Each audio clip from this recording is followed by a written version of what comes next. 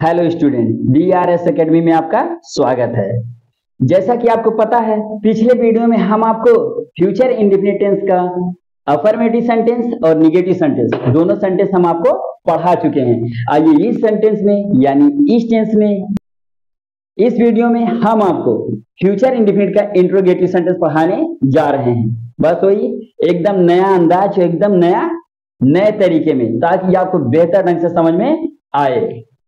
तो आइए, हमारा वही रूल है। सबसे पहले क्या है, आप हमारे रूल को देख लीजिए। रूल को देखने के बाद इसके अकॉर्डिंग हम आपको टेंस समझाने की पूरी कोशिश करेंगे, ताकि आपको बेहतर तरीके से समझ में आए।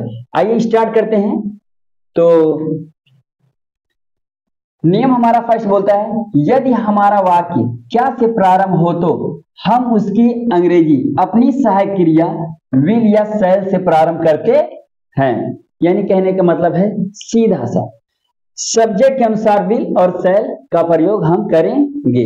आइए नियम नंबर 2, यदि हमारे वाक्य के बीच में प्रश्नवाचक शब्द आए तो हम उसकी अंग्रेजी सबसे पहले लगाते हैं।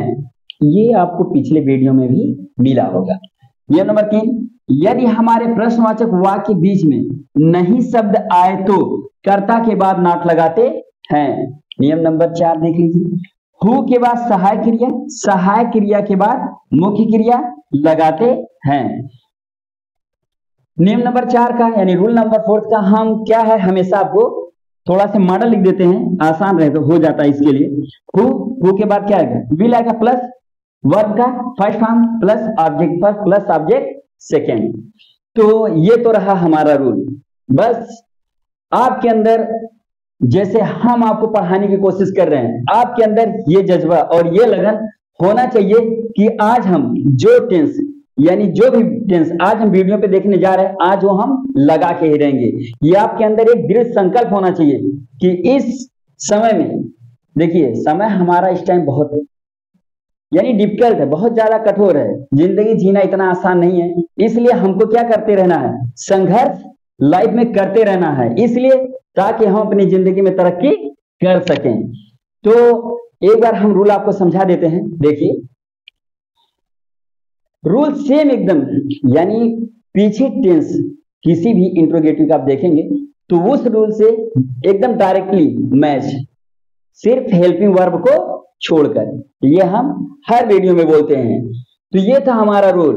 तो यही, यदि हमारा वाक्य से प्रारंभ होता है तो हम उसकी अंग्रेजी अपनी सहायक क्रिया विल या शैल से प्रारंभ करते हैं। नियम नंबर 2 यही है, यदि हमारे वाक्य के बीच में प्रश्नवाचक शब्द आए तो हम उसकी अंग्रेजी सबसे पहले लगाते हैं।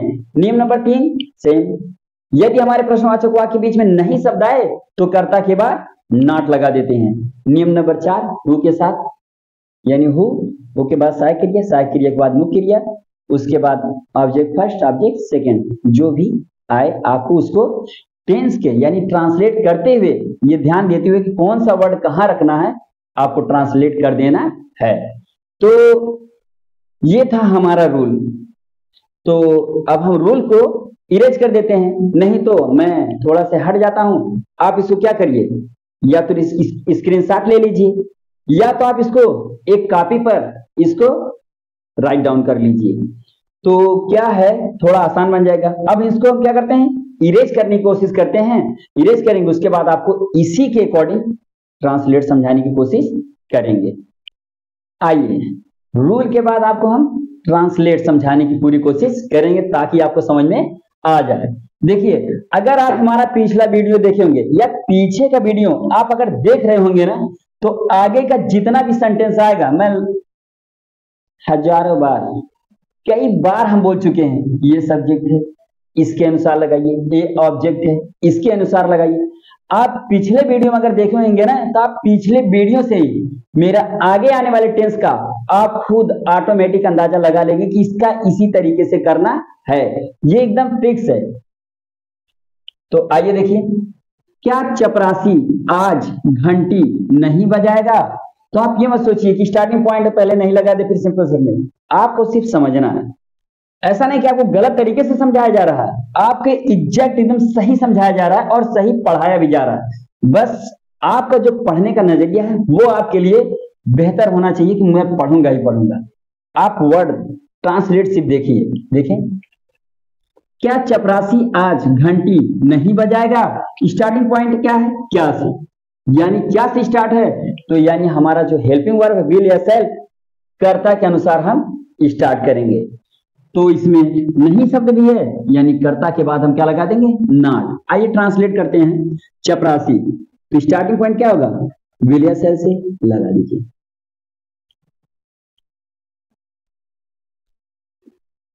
विल दी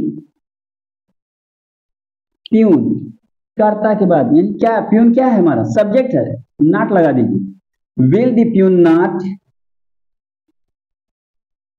अब चपरासी कर क्या रहा है? बजा रहा है, तो लिखिए will the peon not ring, बजाने का काम क्या बजा रहा है? घंटी। रिंग दी बेल, लास्ट में बचा है आज, लिख दीजिए। क्वेश्चन मार्क लगाना ना भूले। देखिए बार आपसे फिर से कह देते हैं, हो सकता है पहली बार बताने समझ में ना आया हो, तो क्या से स्टार्ट हुआ? यानी विल से स्टार्ट करेंगे। चपरासी हमारा क्या है? करता है, तो विल दी प्यून, करता के बाद नॉट लगाते हैं, नॉट लगा दीजिए। बजाने का अंग्रेजी रिंग, क्या बजा रहे हैं? घंटी। दी बेल, कब बजा रहे? आज। Complete, finish. आइए अगला सेंटेंस हम देख लेते हैं। क्या हम पेड़ से आम तोड़ेंगे? साधारण है, यानी इंट्रोगेटिव है। फर्स्ट क्या से स्टार्ट हुआ है? इसका सब्जेक्ट क्या है? वी है, तो वी के साथ क्या लगाते हैं? शैल, लगा दीजिए। शैल वी, हो गया, सब्जेक्ट अनुसार लग गया। तो शैल बी क्या करेंगे? तोड़ेंगे, तो शैल बी प्लक, क्या तोड़ेंगे? आम। प्लक दी मैंगोज, आम तोड़ेंगे कहां से? पेड़ से। From the tree. देखिए एकदम रूल के अकॉर्डिंग, एकदम सटीक डिफिनीशन और ट्रांसलेट एक साथ चल रहा है। आइए एक और है, क्या वह तुम्हारे साथ कभी नहीं जाएगा? यानी क्या है? कभी नहीं आया है, तो सेम सब्जेक्ट है। क्या? सब्जेक्ट के बाद हमको सिर्फ क्या लगा देना है? नेवर, बाकी कुछ नया नहीं है इसमें, सब वही है। अरे नहीं आता तो नॉट लगाते, कभी नहीं आया है तो नेवर लगाएंगे, टेंस में कोई परिवर्तन होने वाला नहीं। आइए देखिए क्या से लगाएंगे? तो वह, सब्जेक्ट इसमें क्या है? वह लगाइए विल, अब लगाइए ही।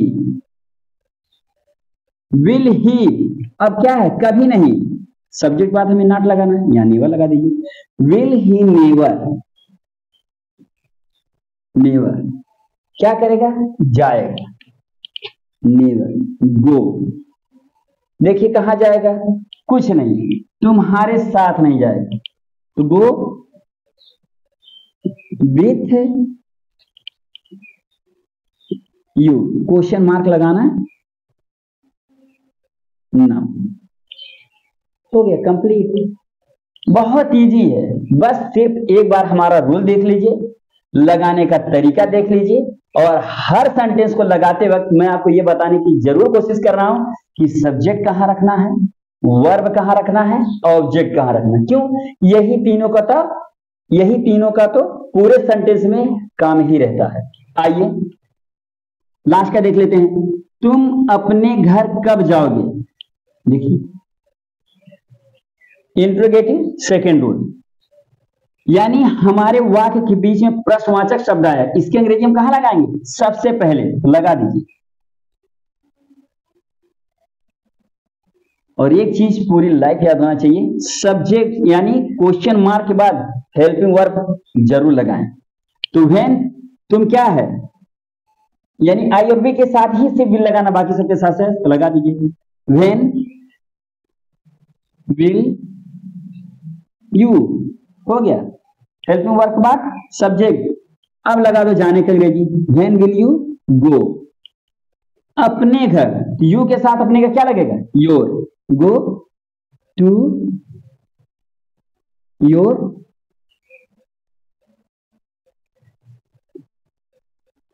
हाउस। देखिए एकदम इजी तरीके से। तो रूल के अकॉर्डिंग हमने आपको 4 ट्रांसलेट करके बता दिए हैं और ये उम्मीद करते हैं कि आपको अच्छी तरीके से समझ में आया होगा। तो थोड़ा ये तो मान लीजिए सिंपल सा था। इसके बाद 2-4 ट्रांसलेट थोड़ा हार्ड करके बता देता हूं, क्योंकि देखिए हर टेंस में जब तक अलग अलग सेंटेंस ना मिले ना तो ऐसा लगता है कि यार वहीं तो विच लगा है, वहीं तो विल लगा है, वहीं वाई लगा है, कोई चेंज नहीं है। अब आइए थोड़ा से चेंज करके लगा लेते हैं, तो इसको हटा देते हैं। आइए कुछ अलग तरीके का ट्रांसलेट कर लेते हैं, नहीं तो यही लगेगा सब इजी है, सब इजी है, सिर्फ क्यों कब कहां कैसे बताया गया है। थोड़ा अलग लगाइए। तो आइए, लड़के कक्षा में तुम्हारी किताबें क्यों नहीं चुराएंगे? तो लिख दीजिए स्टार्टिंग पॉइंट क्या है, क्यों यानी प्रश्नवाचक चिन्ह बीच में आए, उसकी अंग्रेजी पहले लगाइए। वाई लड़के हैं यानी विल लगेगा, वाई विल। दी बॉयज नहीं शब्द आया है, कर्ता के बाद नॉट लगाते हैं, नॉट। अब आ गया में वर्ब यानी चुराने का काम, तो लड़के चुराएंगे हो गया। स्टील क्या चुराएंगे? तुम्हारी किताबें, योर बुक्स। कहा चुराएंगे? कक्षा में, इन दी क्लास, क्वेश्चन मार्क। देखिए एकदम इजी है। वाई के बाद हेल्पिंग वर्ब, सब्जेक्ट, सब्जेक्ट के बाद नॉट, मेन वर्ब, ऑब्जेक्ट, आपका ट्रांसलेट कंप्लीट। आइए देखिए, तुम्हारी सहायता कौन करेगा, यानी कौन क्या है? क्वेश्चन मार्क है। कौन क्या है? क्वेश्चन मार्क होते हुए भी सब्जेक्ट का काम करता है। तो देखिए हु, इनके साथ विल ही लगाएंगे। हु विल, सहायता, who will, main verb, help, किसकी? लास्ट में है ऑब्जेक्ट, तुम्हारी, हेल्प यू, क्वेश्चन मार्क। देखिए रूल अपनाइए, ट्रांसलेट लगाइए, ना समझ में आए कमेंट करिए, हम फिर से बताने की पूरी कोशिश करेंगे। राधा बाजार में कौन सी पुस्तक पसंद करेगी? तो इसमें क्या है, हम बता दिए हैं कौन सी, किसकी, कितने, कितनी। तो ये अगर चारों क्वेश्चन वर्ड आ गए तो क्या करते हैं, नाउन लेके ये चिपक जाते हैं, यानी क्वेश्चन मार्क और नाउन एक साथ चिपका के रखते हैं, उसके बाद हेल्पिंग वर्ब रखते हैं। तो देखिए राधा,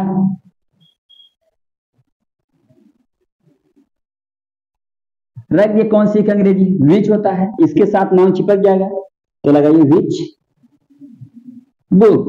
अब सब्जेक्ट क्या है? राधा, विल ही लगेगा, विल राधा, हो गया। अब आइए मेन वर्ड, पसंद करने की अंग्रेजी लाइक,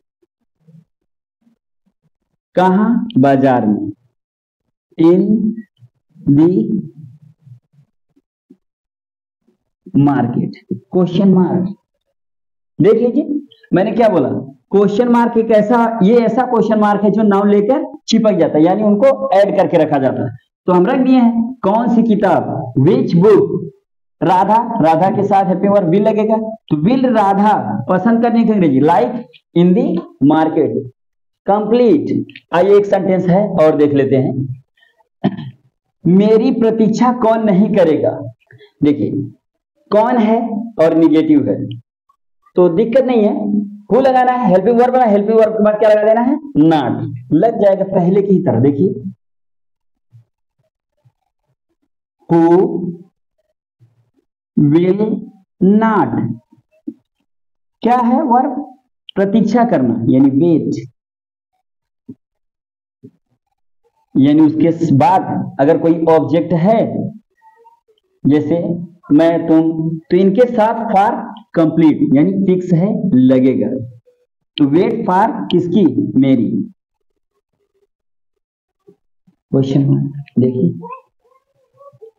इतना इजी तरीका बता रहा हूं ट्रांसलेट करने का कि आप कोई भी ट्रांसलेट करिए, रूल मेरा फॉलो कर लीजिए, चाहे जो भी ट्रांसलेट हो आसानी से आप लगा लेंगे।